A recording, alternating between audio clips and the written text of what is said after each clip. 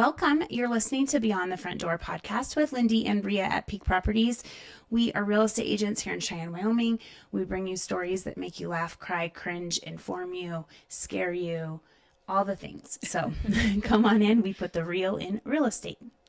I feel like it's been forever since I've seen you. It has. I've been gone for 7 days, and I feel it's weird to leave for that long, and then you come back, and I'm like, ooh, I missed a lot, I feel like. Yeah. We've been doing this almost a year, and it just didn't occur to me. We see each other now every week doing this, and then we went the last week, and I was like, something's off. We're a little out of routine. It's time to be back. So yes. Anyway, welcome everybody to Beyond the Front Door podcast. I'd like to introduce our guest today, who is Dean Peterson from That Doesn't Happen Every Day podcast. Thank you for having me. Of course. So you're our first guest. Fine. Sometimes it will. Yeah. I think I leaned in too much. I apologize. No, it's good. I think you're our first guest that has also had a podcast, so that's exciting. I think so too. That's super cool. Yeah. I appreciate your having me. This is great. Yeah. Well, I guess if you would just start off and tell us a little bit about yourself, like where you're from, how long you've lived in Cheyenne, a little bit about your family, your career, that sort of thing. Well, my family's from Wyoming in the Bridger Valley. So it's between Rock Springs, Green River really, and Evanston. And then my dad joined the Marine Corps out of college, and we lived in a lot of different places. But in the late 90s, we moved back to Wyoming, and I went to the University of Wyoming. And the thing is, there were things, because my parents loved Wyoming, and growing up wherever we lived, they talked a lot about living in Wyoming. But when I moved back to the state, it's like, oh, you're this person, or oh, that's where that happened.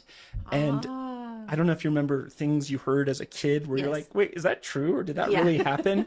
And so I literally just had this conversation today about when you remember something as a kid and then you're trying to was it true? Or did someone tell me that story? Yeah. Was that a true story? Yeah. Or was it a dream, or did I see it in a movie? Yeah. And so a lot of the stories I've covered on the podcast are things I'd heard about as a kid, and as an adult, where you think like an adult, you're hopefully a little bit more critical about things. It's like, wait, did that happen? And no, most of these stories are true or have some truth. And that's been a fun part of the podcast as well.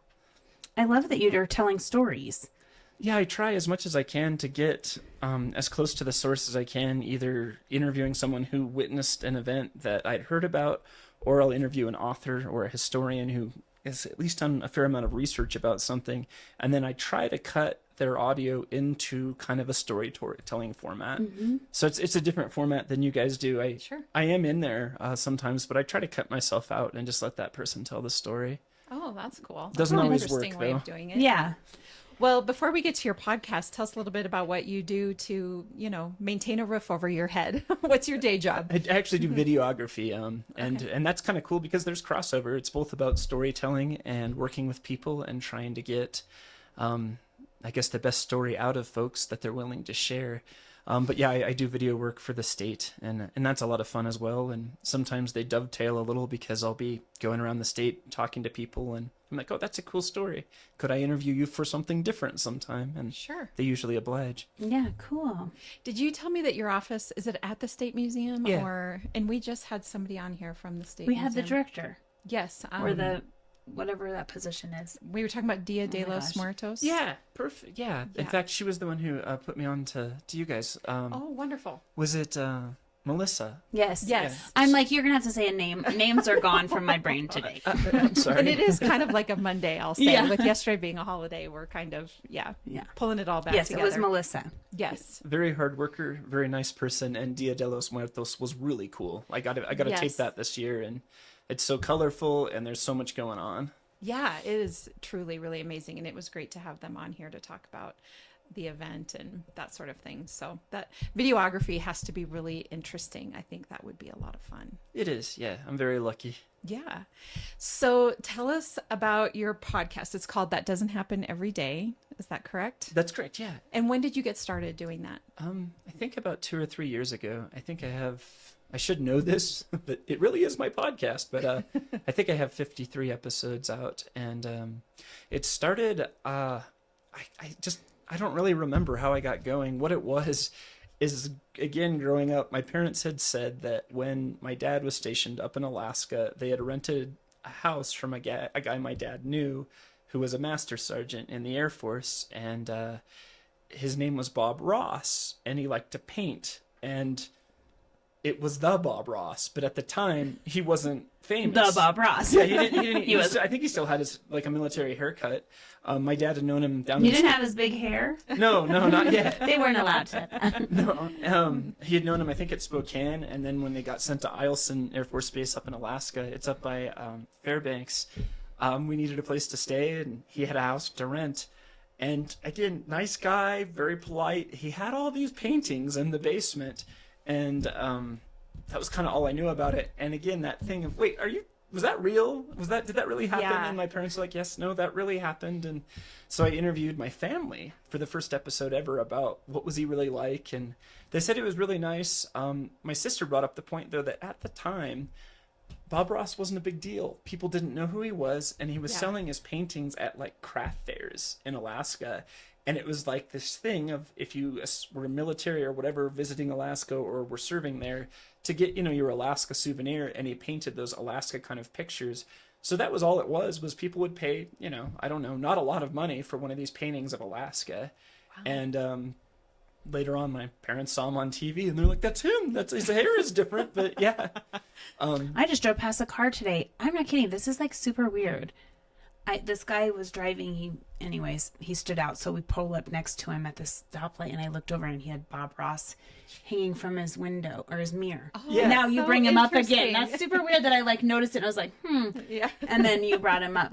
Well, you know what Patricia from Twinkle Twinkle Little Star would say. Yeah, it's all you put it out there in the universe and it's all intertwined. Yeah, that makes sense. A lot of stories I do lead from one story to another, but it was funny though, because I always try to get the weird little details. Like as a kid, I remember for some reason I got a saw. I think it was like my 3rd birthday. I don't know who gives a 3-year-old boy a saw. I mean, you probably wanted some tools. Yeah. Oh yeah. Well, I tried to saw off the legs of the desk of our deck. And it was Bob Ross's house, but I was down there and got in trouble. I remember that. But I like those little stories, those little nuanced things that make things kind of more human, more appealing. Well, I think it's even interesting that you were renting a house from him with his paintings in the basement, not knowing that eventually those paintings would probably be worth a lot of money.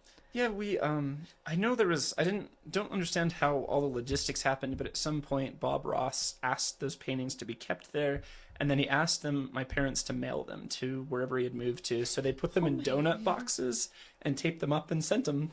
And my gosh. Yeah, so that was just, again, now I don't know how much those are worth, but at the time, I'm sure there wasn't insurance or anything. It was just put in donut boxes because it's kind of the right size. And put in some packing tape and shipped, I think, to Virginia or wherever he had moved to.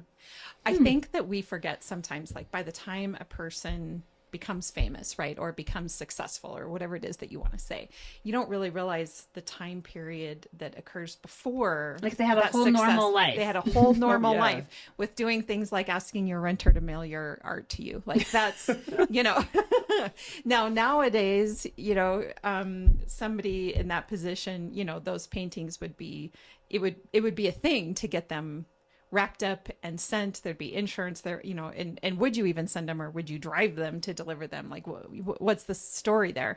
So I always, like you, when you talk about the small details, I love to hear the stories of, Mark Zuckerberg developing Facebook in his dorm room, or Elon Musk, or I think it was Jeff Bezos developing Amazon out of the garage of his house. Those are just things that it's normal everyday life, when people get started doing something. Yeah. I think the appeal too is that, well, if this person one time had a normal life, what could your life lead on to? And that was one thing I put in the episode is just, for anybody that's creative, that has their podcast or their art or whatever, remember they were like you at one time. Yes. So keep trying, because there are times, as much as I love doing the podcast, I'm like, I don't know. Should I even bother? Do people really like this? Yep. So, well, how long did Joe Rogan do his podcast before it became famous? Yeah, I mean, he's like 14 years in right now, isn't he? Really? I think he's a long time into his podcast. And now, I mean, of course I'm a believer with him doing Donald Trump, like that he potentially had an influence on this last election by having built his podcast for over a decade, having that many people listen. And it speaks to what I love about podcasts is that instead of it being like an interview, it's a conversation. And I think that's what's missing a little bit. And I think Lindy and I were talking about this during the election, that to get to the real meat of what somebody is, it can't necessarily be accomplished in a debate Or a in story. an interview. Yeah. Yes, you really want to get to sort of the soul of the person and kind of what it is that they're about, and it's through conversations, just sitting across the table from each other and talking, that I think you could start to get an essence of what somebody is about. And that's why we want people, and like in our podcast, we want people to know what we're about, but we also want to share what you're about, and that's the best. I think the podcast is a great way to do that. That's a really good point. Yeah. Yeah. There's a lot of the podcasts I build off of oral histories. Some of them were recorded in the early 90s, but they're archived at like the state archives or places like that. And I pull them out and start listening, and it is weird just because those are completely unedited. It's just the interviewer asking questions. Yep. It's amazing though. Like one guy, I was genuinely sad he had passed away in 2022. And I was like, I really wish I could have met him. Like after hearing him talk and the way he treats people and the way he thinks about the world, it's like, he would have been a lot of fun. But if you think about it, like with radio or TV or even written documents, everything's edited. Oh yeah. Right. So you get whatever the editor decided you're going to get for information. And for us, just about everything we're doing is not edited. Now, occasionally, you know, to We remove mess dead up. space or we mess up or something, we're editing it out. But for the most part, it's what you hear is what you get. So, okay. So tell us, so you're a couple years in, you have 53 some episodes. Can you share a story? Like what kind of another stories? story? I Yeah. want to know like what kind. Are the stories just any story? Like how do you come up with them? Do you hear it? Like tell us that. Yeah, I mean the tagline of the show is it's how do I say it? It's on this episode of That Doesn't Happen Every Day, we interview everyday people about things that don't normally happen every day. But it's kind of branched out from there. Honestly, the podcast has kind of become my personal license, where if I think something's interesting and there's not a ton of information about it, then I pursue it. Sure. The most recent interview I did, the episode hasn't been released, was this guy who I'd met him in Sheridan and he was wearing a beret. And I got to talking to him, and he's an artist, you know, with the beret. But I found out he had been a recon Marine, which, so, you know, my limited understanding of the Marine Corps is the recon is even harder, you know, than the regular Marines. Sure. I hope I don't offend anyone, but I believe they're even more trained, and the training is incredibly difficult. It's just interesting that you have this kind of, you don't think of artists when you think of Marines, and you don't think of Marines when you think of artists. So I was just like, just tell me about you. And it was really interesting. And I asked, was there ever crossover between things you learned in the Marine Corps and things you learned as an artist and all of that? And he's just kind of a fun guy. But anymore, yeah, if I think it's interesting, I pursue it. And Sure. It's sad. There's a lot of people I want to interview, and, you know, it's fine. But they've been like, no, it's not, I don't want to do it. But I'm like, holy cow, you don't know. We how have good this found that would be. too. We have found there's a few people shy, or like it's hard putting yourself out there and like talking and having it recorded. I don't know, do you do video or is it just audio? So just audio, but even that, they hear their voice and they don't like the sound of their voice. Nobody does, by the way. Right. And you're like, okay, well. The interview that I think would be a lot of fun, when I was in the Army, we were in basic training, and at one point the drill sergeant said, ask me anything you want about the Army, it's fine. Like, and, you know, I usually just kept my mouth shut because they were always grumpy and angry. But I asked him, so how do you become a drill sergeant? And he just cussed at me, and he didn't want to talk about it. And so I've always still wanted to interview a drill sergeant about, because they do go to a school where they prepare to be drill sergeants, and then there's a process. But I have always wanted to ask, you know, why is it the way it is, and why is it this intense thing, and how do you get, you know, there's all these questions I Also, want to ask. I want to know, like, how's it changed over the years? Yeah. Because it's definitely gotten, I don't want to say softer, but that's the word I'm thinking of. You know, Yeah. you can't do some of the things that they did before. I agree. That's interesting. Like when I was in, unless there was a health or safety reason, or you tried to touch the drill sergeant, they weren't supposed to touch you generally. But I my understanding is years before I got involved, that wasn't the case. So yeah, you're right. It has changed. But the thing is, a lot of the guys I knew in the Army who went on to become drill sergeants are like, I don't want to talk about it. Really? Yeah. You're like, what happened to you? to get to that. Yeah. Yikes! I know, I'm with you. Well, you just don't want to talk about it. And then a lot of Yeah. the active duty guys don't seem to want to talk about it. I think because they're still active. And Sure. You don't want to be held accountable for something said. Oh, yeah. that- yeah, I don't blame them. But so that's always been an interview I've chased but never gotten. So if you were a drill sergeant and You want to be... I'd like to be able to verify it, of course, which isn't very hard. Please let me know. I'd love to interview you. Of Yeah, that'd be course. cool. So I know you were saying, and when we were talking earlier, that there's potentially interesting stories that have happened around Cheyenne. This is a real estate podcast, but of course we're not, it doesn't have to be house related necessarily, but do you have an interesting story about Cheyenne that you'd like to share? Well, yeah. I had always heard from, I think I first heard it on the trolley tour that they do around Halloween about a body being found in what is now the DeSelms Art Gallery. And so I just cold emailed Harvey DeSelms and just said, I'm sure you don't want to talk about this, but I have a podcast. Nicest guy in the world. Like, if you ever meet Harvey, he's just a cool guy. He's like, yeah, come on by. And he let me interview him about what had happened. So there were actually two different murders in that building. One, I think, was in the 60s of a woman who was renting there. Someone broke into the house and murdered her. And then there was a weirder incident, I think in the early or late 90s, sorry, where a guy got involved with kind of a strange group. He was a filmmaker, and he was shot to death in the house and then buried in the basement, and was in there for a long time. No one knew where he well, someone knew where he was. His family didn't know where he was. And Harvey was just very matter of fact and very honest, and he even took me down into the basement where there's still a hole in the ground where that gentleman had been. I think his name was Alan Ross.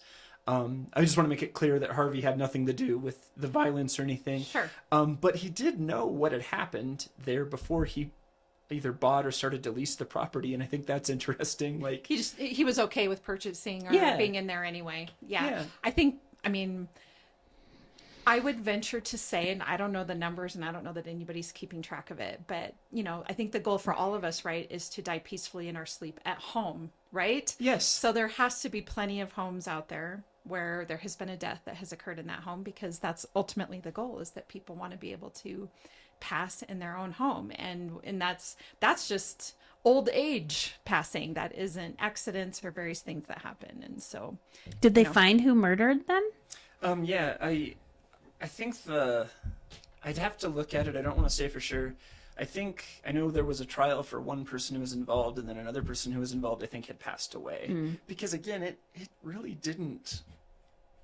It took a long time before anything happened with that. And then the other murder, the first murder that I think happened in the 60s, I believe he was caught and tried and convicted. But again, I'm sorry without my notes. I hope people will be patient with me if I'm wrong. well, they just need to go back and listen to Yeah, the Yeah, podcast. go please listen to the listen. show. The other thing that happened is I had heard about someone finding a body in their yard during 2020 when they were doing, everybody was home, they were working. Yeah. And, it's like something from a Murder, She Wrote, someone's in their garden and finds a body. I was like, no, it happened. I won't say where, but it was not anywhere near the DeSelms Art Gallery. But here in Cheyenne, there was a lady who was putting in a sewer main, or some sort of trench in her yard. She went on a walk with her dog. She came back, and the gentleman who was actually doing the digging said, you need to see this. And she said, she was like, what is it, a body? Oh. And it was, I think the top of a skull was found first. And there were human remains in her yard. And, it sounds like a story. No, I actually interviewed the state archaeologist who was brought in, and he was like, yeah, no, that's the place. That's what happened. It was the body of a boy. I think under 10 is what they could tell from the remains. And because there were coffin handles, or coffin screws is what they're called, in with the grave, this boy was interred respectfully. In fact, a lot of that area apparently had been the former cemetery of Cheyenne before it was moved to Lakeview. So yeah, he was disinterred and apparently treated respectfully. I don't know if he's been reinterred, but that was in 2020. I hope so. Yeah, because it's kind of like he got forgotten. Yeah. But if He got left behind. Exactly. He got left behind. We've done a few like that, and this is where I was like, I don't know if you want me to talk about. No, I moving was things. I do. I'm Yes, like, yes. I'm like, I was thinking, my head went straight to like horror things like, people got murdered, someone killed their family here, like those kind of stories. Yeah, no, again, You just go with whatever. Interesting. The other one, I don't know if you've ever heard, in Green River, Wyoming, so over on the western side of the state along Interstate 80, there was a cemetery, and then they built a library there. But the problem is, a lot of the bodies weren't disinterred, and I don't think it was an act of disrespect or anything. It's just apparently, especially not too long ago, graves weren't very well marked. They weren't very well laid out, organized. So as much as people tried to disinter these remains and respectfully remove them, not all of them did. So I interviewed 2 librarians who were just wonderful people. And they said, no, yeah, come to the library. You can interview us about the weird things we've had happen there and the things that we've seen. Both they've had remains come up, when they were working on things. And then they've had paranormal things happen. Sure. I am scared of ghosts. I love the stories. I don't want to talk to one. I don't want to meet one. You know what I mean? Talk to one. Yeah. No, I would not want to do that either. No, thank you. So I showed up, and they had all their ghost hunting stuff out while I'm trying to interview. And we should have had him here a couple weeks ago. well, then it started to beep and all their ghost hunting stuff, and they're like, "No, she's here. She's here." I'm like, "Oh gosh." Look, I don't want to interview her for the podcast. I'm sorry. God bless her, but I just don't. I hope she stays here. Yes. So that was kind of funny, and they were really sweet about it, and I think they could tell I was not comfortable. Sure. And they weren't, mean. It's just I for them, think it's most. nothing to be scared I think of. most people, who have that. We talked to a few people on the podcast that had hauntings or been around it. They just talk about it like matter of factly, like Yeah. So I was telling Dean about Jill coming on and telling her stories, and he's familiar with Jill's work. books. Yeah. And then that Josh Saxon coming up and talking about the Atlas Theater, and you're right. They're all pretty matter of fact. They're like they got locked in the closet, and the closet went open. You're like, what? Yeah, That happens all the time. Okay. I just think it's an interesting concept where we all where people either believe in spirits or they don't. But I guess I have to think there's so many people out there that have encountered them and can verbalize whatever it is that they heard or saw or whatever, that I just have to believe, I guess personally, that it's real and that it's out there and people aren't just making this stuff up. Mm-hmm. Yeah. No, I think that's why I'm afraid. Is I'm not a skeptic. I think there's stuff out there. Yeah. I don't believe every story I hear, but it is a lot of fun, and it was so nice of them too, because the ladies in Green River, I don't know, they're almost sentimental and protective of the experiences they've had, and yet they let me ask all kinds of questions, and it was a lot of fun. So you travel 2 people to do the podcast instead of them coming to you? When I can. If I'm already headed somewhere, I try to set up an interview along the way. Anymore, I've started to do more and more through the internet. You don't get the same level of audio, right? Depending. Yeah. But that's been a lot of fun. So how do you set up for that if you're traveling to somebody to interview them? Like, what do you do? How does it work? I just try to get a time and place somewhere quiet where I can interview them, and I have a recorder and a little shotgun mic that I set up and just interview them. And he's just doing audio, so he doesn't have to worry about the video part of it. Yeah, it's pretty basic. Yeah. And I guess the blessing of not doing video is people are a little less intimidated by it too. Because I was like, when I realized I would be on here, I'm like, oh gosh, I wish it was in better shape. So you know what I mean? We all feel that way. Oh, so don't worry. You know who you are. If you're listening to this, I had to tell someone recently, I said, stop it. Yes. Stop saying things about yourself. You're fine. Yeah. Well, it is humbling to see yourself in the thing that Lindy and I have had to stop get it to her too. Yeah. It's sort of like we just have to roll with the imperfections and just, there's sometimes I look at our videos and I'm like, oh, that's really awesome. I don't look too bad there. And then I have other times where I'm like, oh, and I'm looking at Lindy like, I don't like the camera angle on that one. There, we all possess, I think, just a hair of vanity. I don't know how we don't, especially when this is the space that we live every single day. And, when you look in the mirror, it's a little different than when the camera is looking at you. It just is what it is. But heck yes. We've kind of gotten over it, I guess, and doing our best to... But the video is great because as we're putting it on social media, people can put a face to the story. Yeah. And that's really, I think that's helpful. Mm-hmm. So, and YouTube is just every single podcast expert that we have heard from or talked to says you have to do video. Like it just is becoming I have to. So we've That's what we're doing. But I would venture to say that maybe at some point we'll improve the video of what we're doing, but for now this is just fine. So We'll need a videographer. That'd be nice. when we're rich and famous. We Yeah. have a beautiful studio though, for real. Thank you. Thank you. We really appreciate that. We definitely put some time into it. So then do you have a studio yourself, like a specific spot where you invite people? Not really. No. Like I say, in fact, in town, just for security and safety, I usually invite people to meet me at the little study rooms in the library, and I just record them there. Oh. Yeah. And then take the audio home to my computer and do the post-production. Wow. So That's cool. Do you have a favorite episode?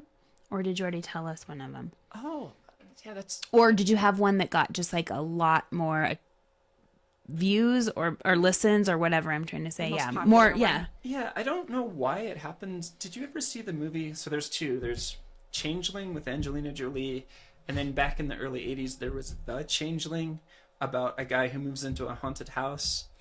That, I guess, was based off of a short story that a man wrote while living in a house in Denver, right by, is it pronounced Cheeseman or Chessman Park? Yeah, I don't know. Chessman, maybe. I don't know. And so he claimed to have all these paranormal experiences, and no disrespect, but if you read the story, it's like, yeah, this is a lot. This is over the top. It's not like Sure. when someone says, "Hey, I think I saw a ghost in Yeah. my bed." Yeah. Yeah. yeah." So it's all very cohesive. It's written like a story, but still, I was really interested, and I got a hold of the Denver Public Library. They and they talked about his experiences and what had happened, and the house has been torn down, but we still did an episode about that where we compared what this guy wrote with the movie, and then the librarian I interviewed down there was really nice to kind of fill in some gaps about this guy and his experiences.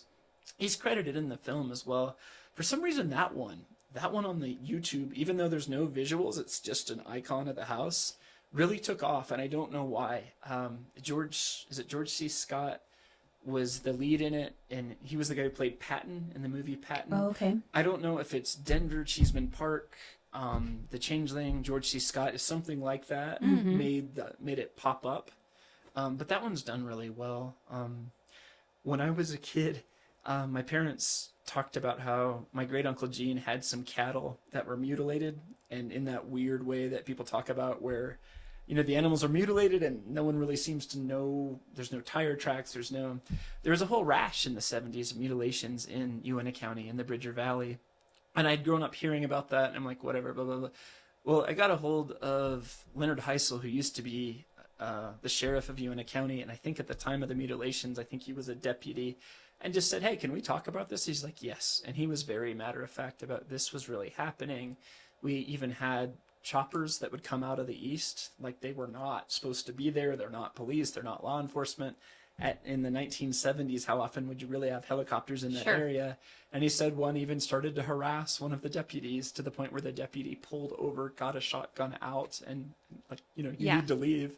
Yeah. And it was just very strange. He tied it to some incidents with the Dugway Proving Ground over in Utah and some chemicals that were leached, that were released at the same time, since there were mutilations all over the U.S., and they even continue now. I don't know how tight of a correlation there was, but it was really fun to, oh my gosh, these spooky stories I had heard really were true, at least about So the no mutilations. vampires.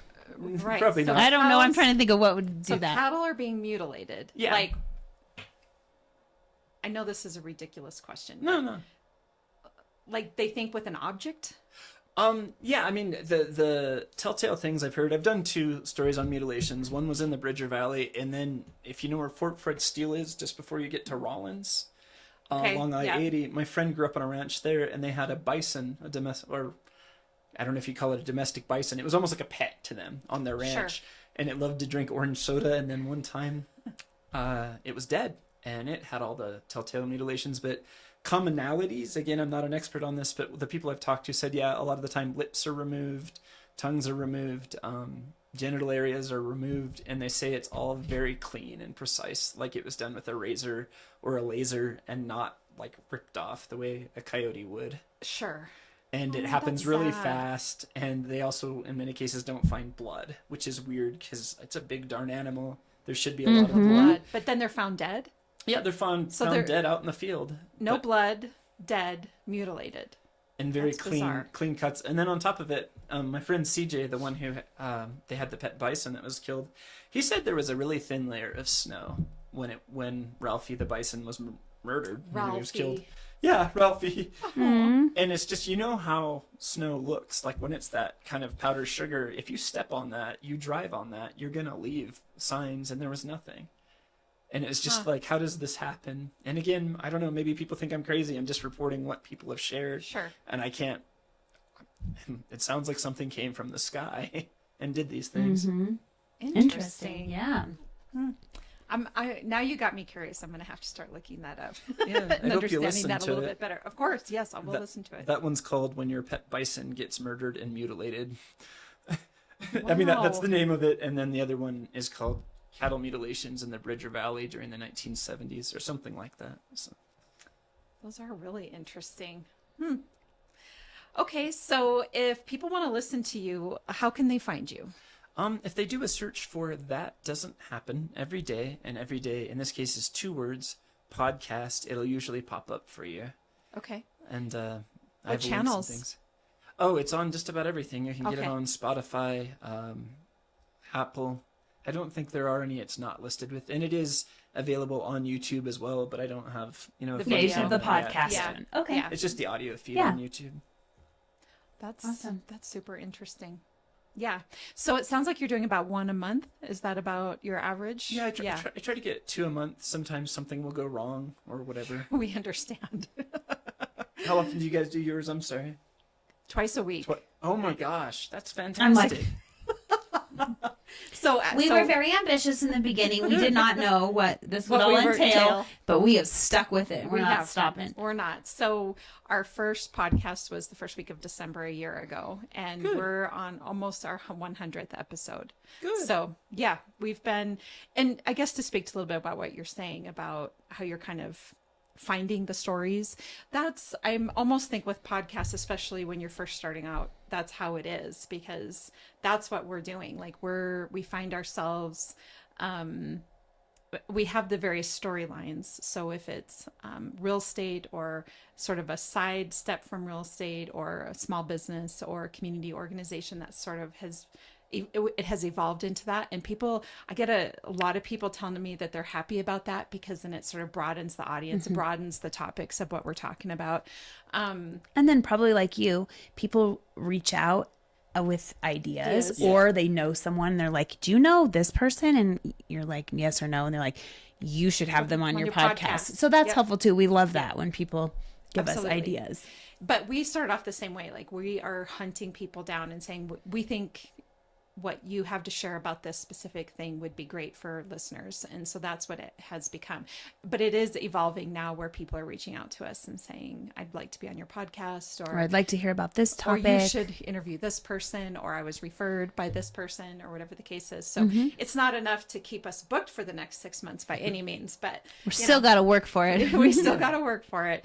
And, and also to speak to what you were saying earlier about the time that it takes, I always find it so interesting when people ask, well, how many listeners do you have, or how's it going, or whatever. And my response is, we're a year into it. We've had literally thousands of listeners. Good. Now, are they consistent every single episode? No, absolutely not. But do we have thousands of listens? Absolutely, we do. And it just takes time to grow. I can't stress enough to anybody that is out there wanting to jump into something like what you're doing or what we're doing. It just doesn't happen overnight. It takes time. And so, but we're having a great time, and we love meeting everybody and hearing your stories and sharing it. So that's really what it's about. Are you guys doing anything, if I can ask, where, some episodes just hit harder? Oh, one of the other episodes that has performed really well, like the 2 that have, as far as numbers go, I enjoy making them all, but as far as numbers go, the 2 that have performed really well there was this legend about gold in the Uinta Mountains, and it's this long story involving Brigham Young and LDS pioneers and Native people, and it's this whole saga, and people love that one. It's performed really well. That one's just called The Lost Gold of the Uinta Mountains, I think was what I called it. And then there's a really cool guy named John Mynazinski. John, I'm sorry if I'm messing up your name again. He is the kind of guy who I think was sort of like a wildlife biologist up in the Wind River Mountains. He's the kind of guy who should know what's up there, you know, and he had an encounter one night where something knocked over his tent, and I guess in the moonlight he could see as it pushed it over, it had a thumb, which I don't think animals in North America Have thumbs. I mean, I guess Bigfoot. yeah, Right. well, that's the thing Yeah. is it knocked it over and he got his gun and set up like terrified, Yep. and it started to lob pine cones at him, which again, How? Right. How can an animal throw things, rip right? and throw. Yeah, I think I guess Mexico is technically part of North America. That we, I guess there are monkeys and things in there that maybe could throw things at you, but not in Sure. the Wind River Mountains.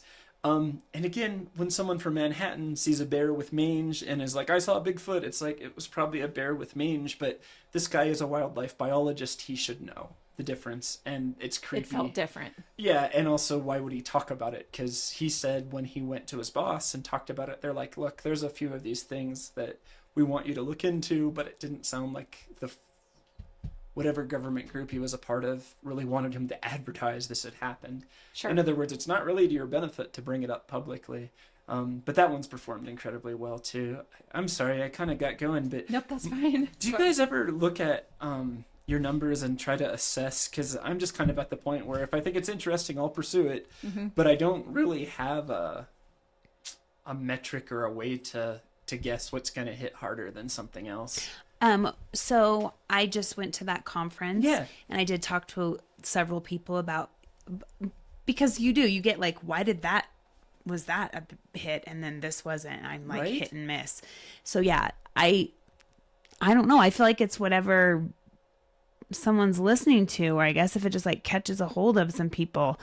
They gave me some different tips on things to make it like your titles are real good. I need to work on ours. Those are catching. Like obviously someone's going to listen to something where it's like or your pet bison gets murdered. Controversy always Your pet attracts, bison gets right? murdered. Okay, Yeah. click, must see that. Yeah. So I do think that was one thing. I went through all our videos while we were there and I talked to someone and he was like, your title matters, Yeah. which I do try to make it sound interesting. But I struggle with like, I would want to put your name in the title that like I interviewed you. I don't know if that's what's catching. That's not going to Sure. help. No. Because no one's searching your name. No. Right. You got to put stuff in there that's like, so I was taking notes while we were sitting here because there's things I want to make sure I put in there because yes, I think Bob Ross, murder, shot and buried. Like these are Yes. things I could put in there that Keywords. keywords that people, and we just keep trying to improve in that That's way. smart. But yeah, I'm with you. Sometimes there's no rhyme or reason. I have videos that have 5 million, 6 million views on Instagram, and they're literally the stupidest. I mean, they're not stupid because I love them, personal but they're Instagram. Oh, okay. but they're like silly, and you're like, why? Why did someone watch that over and over? Yeah. Yeah. Yeah, So sometimes you just don't know. But I do think I'm going to start working with The title. working on the title a little bit. The gentleman that I talked to even said, he asked me what I was saving the file as before I uploaded it. Well, like you, I'd probably just put your name on it. Yeah. He said, no, I need to save the title with words that people are searching. So I could put shot and buried JPEG or whatever it is, not JPEG, but you know what I mean? That's a And great he said point. he's like, you need to be even putting that in because somehow YouTube is finding those file names. I don't know. I'll try anything Yeah. to see what makes a difference. But yeah, we have analytics on all the platforms we use, and we do try to listen to it and change things on even like how long is an episode, how long are people Yeah. listening, how engaged are they.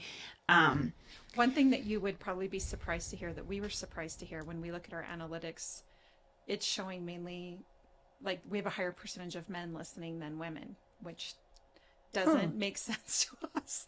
We would think women We would would want to think it listen would be to us more more women just than because us. we're women, but maybe that's not it. But analytics are showing more men than women.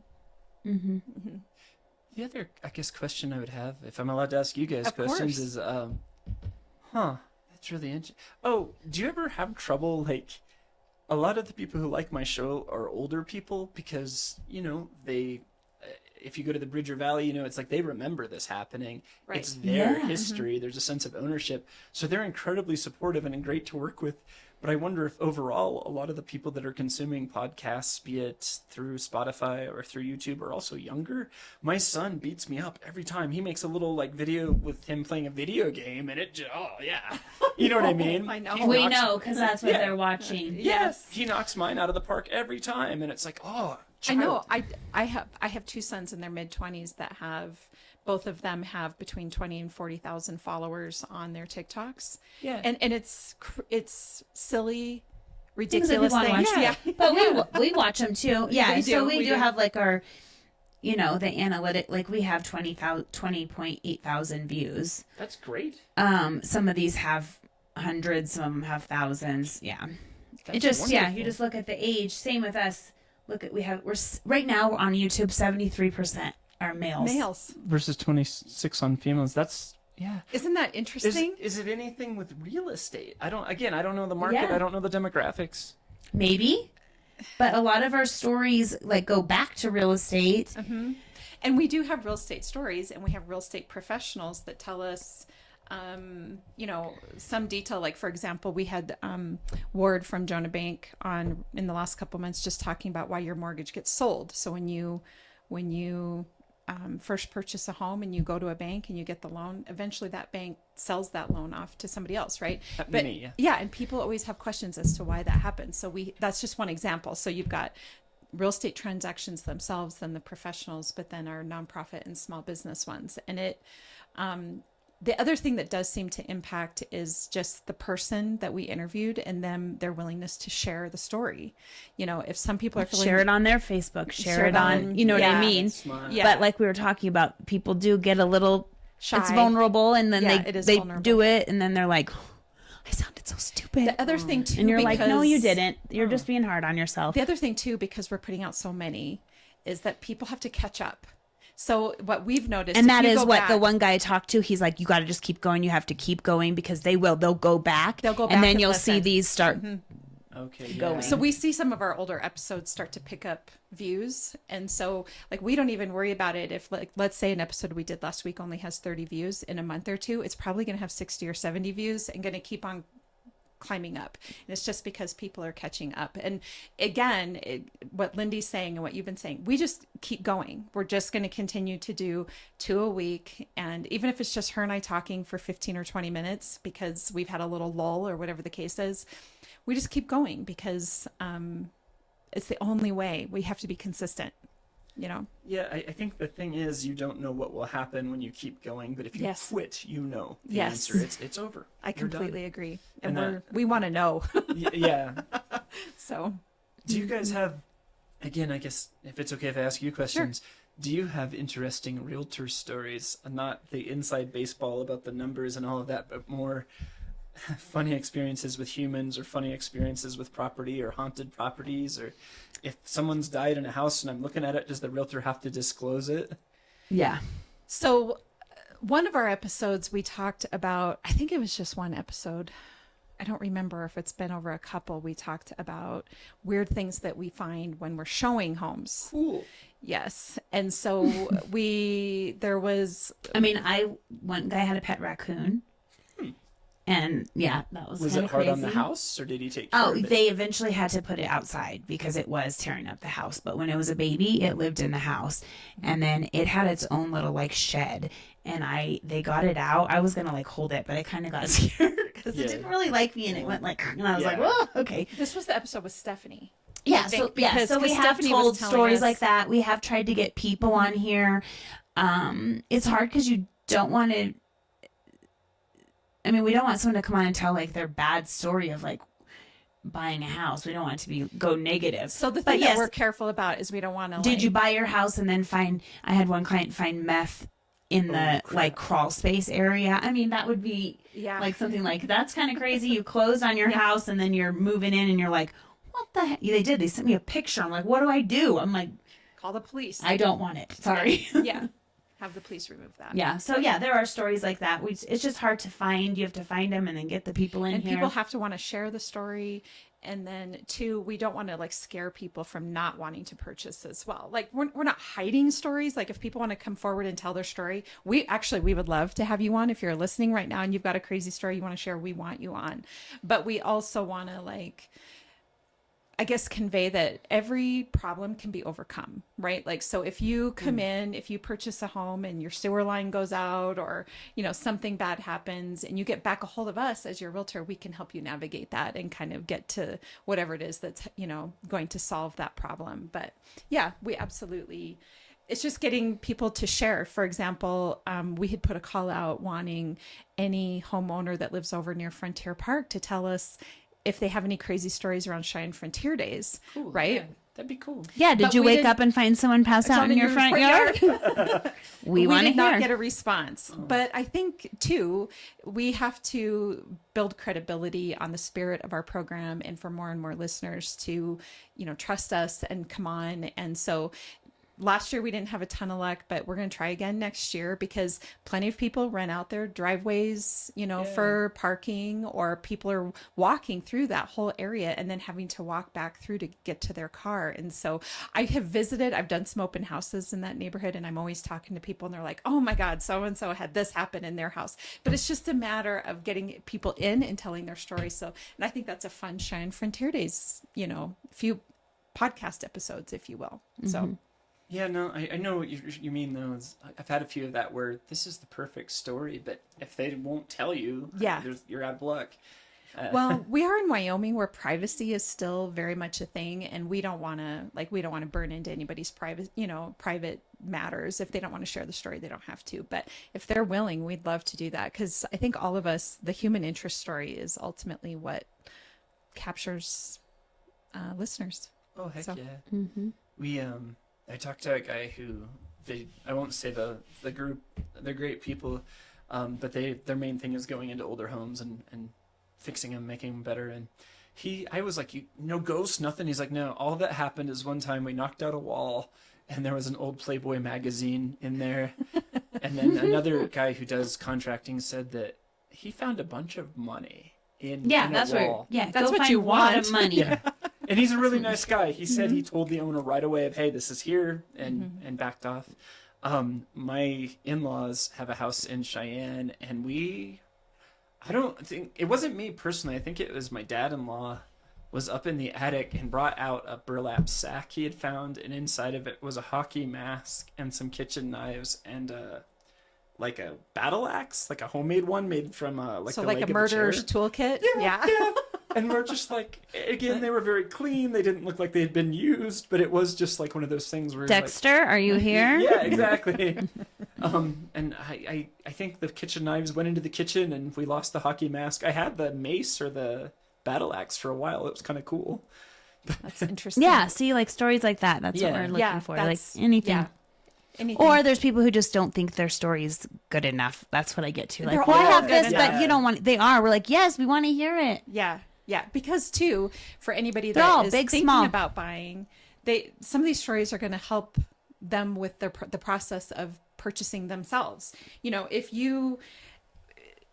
Especially with first-time home buyers, where you're not familiar with the process and what all happens, and that it isn't always a smooth transaction. I recently was working with a client where I found myself explaining, there's last minute changes that occur in transactions. But if you don't like last minute change, that is hard. It makes the home buying or selling process maybe just a little bit more challenging. If you like to know know that everything is going to happen just in a complete certain way, and that's just not how it works. There are things that occur, which is again the value of a realtor, because if a realtor has years and years of working within these experiences, they know how to navigate them. But there is unexpected things that occur in transactions, and if you can know that going in and can hear some stories of I can't imagine that we're going to have a single person on here that wouldn't have a story of some unexpected thing that occurred in their transaction, right? So sometimes it's just helpful to know that,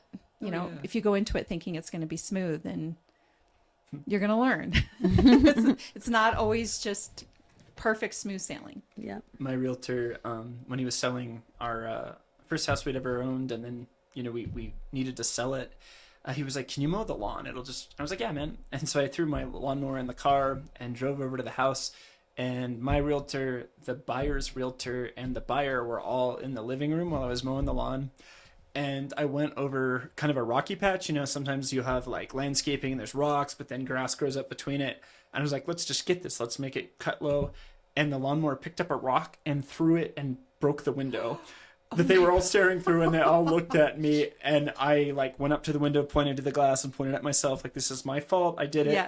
And I thought, oh gosh, well, are we not going to sell it? Blah, blah, blah. They're not going to buy it now. Yeah, you broke the house. No, the realtor was super cool. He's like, yeah, it's fine, Dean. And I don't even think I had to pay money up front. It came out of the sale. Yeah. It was like $100. And realtors know people that fix stuff. Yeah, you're like, it's fine. We'll fix the glass. We'll move on. It'll be okay. Yeah. Yep. That's a great story. That's exactly. And the dude was super cool too. Like the home buyer, I was like, I'm so sorry. He's like, yeah, no.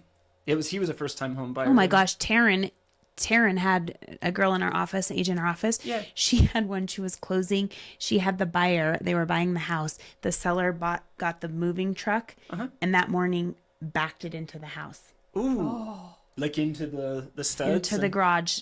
Did a lot of damage. Oh, crap. So, stories like that, like then what?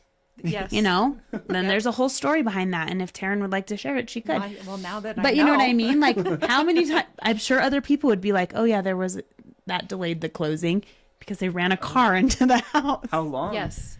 It was a while. It was a month or so because they had to get it fixed because the buyers were not going to close with the house being damaged like that. I don't blame them. Yeah. But yeah, dang, that stinks. It's the day you're closing and you run into the house.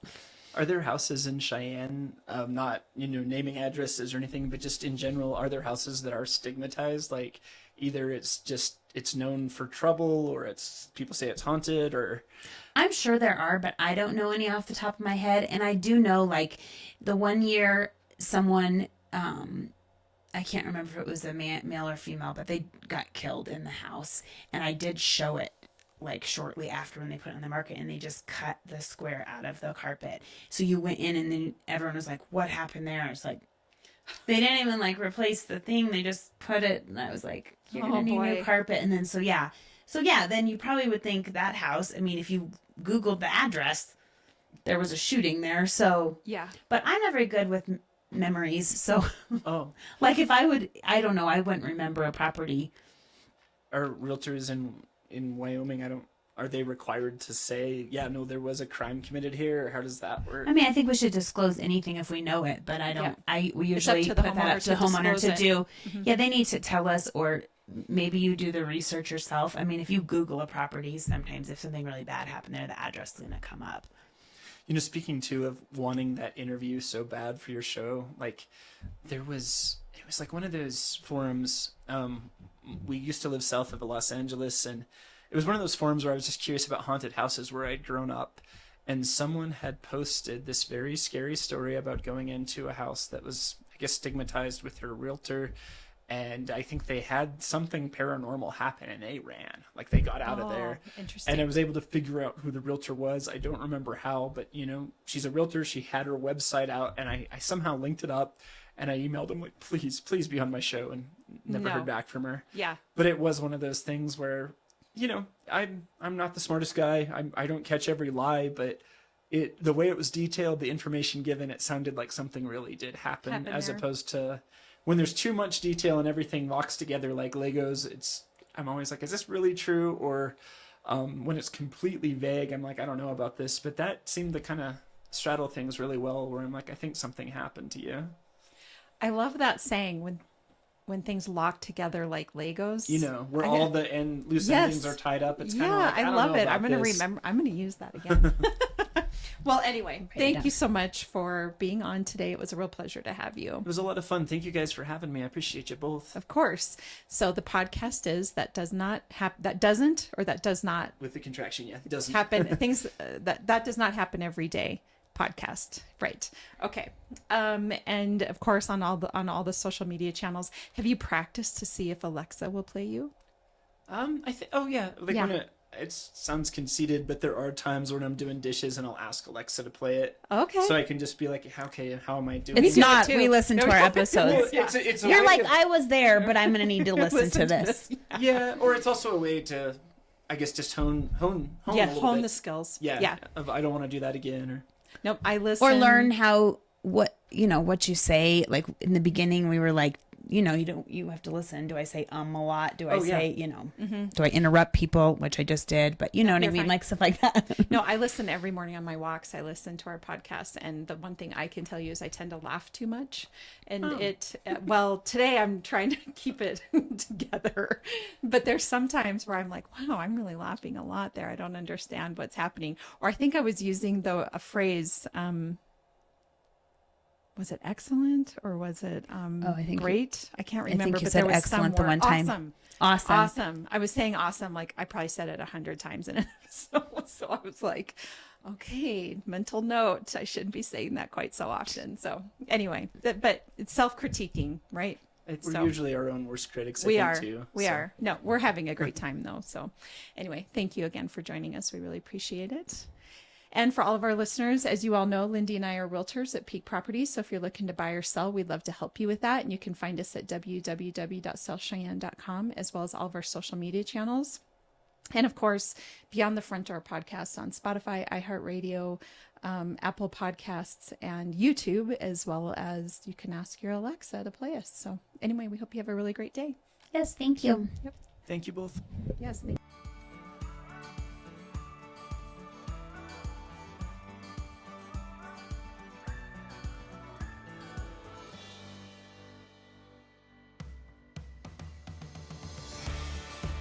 Whether you plan to buy, sell, or invest in southeastern Wyoming, turn to Peak Properties. Family and veteran owned and operated, we work diligently for you. Unlike other larger companies, we take time to learn about you, understand your specific real estate needs, and remain easily accessible if you have any questions. Being a veteran and family-owned and operated company means a high level of commitment, trust, and loyalty. Our family culture sets us apart. We work as a team. We develop not just professional, but personal relationships with our clients. When you choose Peak Properties, you become part of our real estate family. Looking to relocate to Wyoming or just move across town? Peak will be there for you every step of the way. Recognized for excellence and dedication in the real estate profession, we're proud to be one of the most trusted and knowledgeable names in our industry. Let Peak help you find your dream home or investment property today. Our agents will make sure you're informed and listened to as they guide you to fulfilling your real estate goals. Reach out today. We have sold and purchased several homes through Peak Properties, and each time I've been impressed. They are great about guiding us in the right direction and always being in our corner. Peak Properties. Let our family show you the way home.